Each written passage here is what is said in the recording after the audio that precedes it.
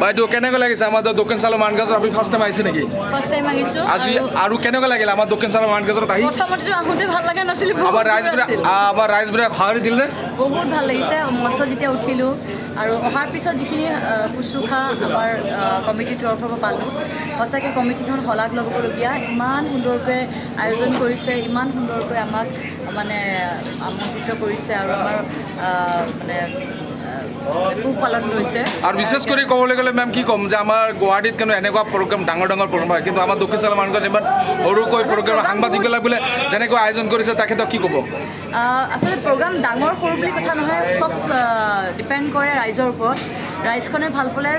চব ৰাইজে নখ জোকাৰিলে বোলে চব হৈ বোলে গতিকে ৰাইজে ইমান সহযোগ কৰিছে তাৰ কাৰণে মই অলেখ ধন্যবাদ জ্ঞাপন কৰিছোঁ শালমাৰা আমাৰ দক্ষিণ শালমাৰা মানকাছাৰ জিলাৰ সমূহ দৰ্শকসকললৈ সকলোৱে ভালে থাকক আকৌ আহিম আকৌ লগ পাম